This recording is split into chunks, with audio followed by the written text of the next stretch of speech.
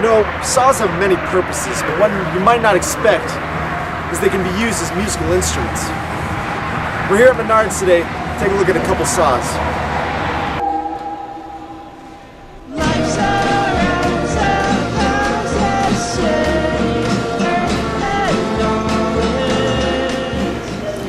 The best type of saw has a longer neck. 26 inches is probably the preferred. Stanley makes really great saws for playing. Tool Shop. Another great company is Great Neck. You can buy theirs online. But all these saws would be great for playing. I have this one at my house, which is what we'll be playing today.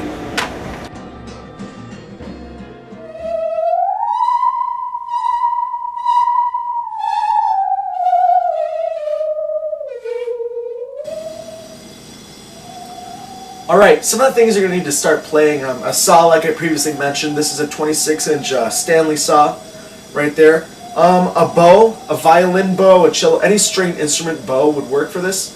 A lot of people like longer bows, like cello bows, but I'm going to be using a violin bow. Make sure that this is rosined.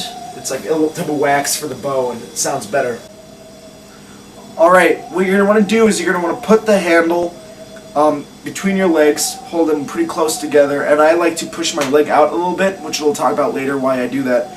But just make sure it's kind of like just kind of a tight grasp there, just the handle part. And then you're going to want the teeth facing you. So the sharp end of the saw, the teeth will be facing you. So after you have the saw in your lap, what you're going to want to do, I'm right-handed, so I'm going to hold the bow with my right hand. Take your other hand, hold it out like this, so your palm will face the right side of the saw, and then grasp it at the top. But put your thumb right about like 3/4 of the way down the saw, and then push your thumb in, but bring your palm back, so it creates this S curve. And that's you have to do that to get the sound, because if you just play like this, you'll see it won't even play. You have to get that S curve to get it to play. So see how the S curve's there?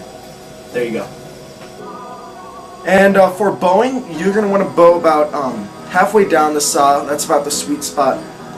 Just bow backwards, because really when you bow forwards it doesn't sound as good, I notice.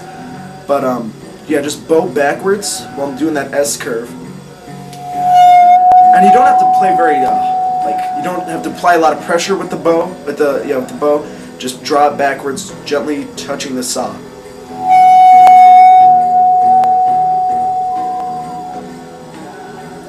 And then, so once you do that, basically to play songs with this, you have to achieve different pitches, which, it's pretty obvious.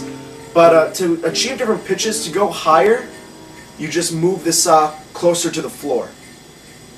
So, you'll notice,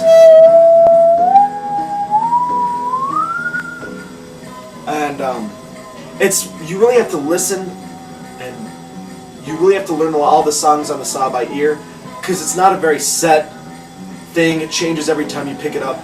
So really, you have to learn by ear, and you really have to just guess on where the pitch is.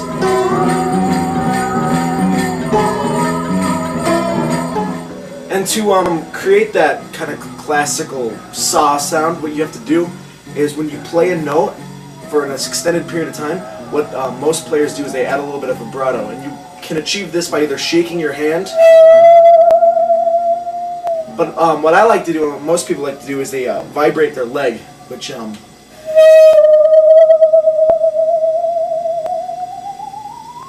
so it kind of creates that classic saw sound that you hear in any saw piece. There you go. It's a hard instrument to pick up, but I think in general, like overall, I think this saw was $10. This bow I just have laying around the house, but I think you can pick these up for like $5 at Music Go Round. So overall, this is like a maybe $15, $20 tops instrument, and it sounds beautiful if played correctly.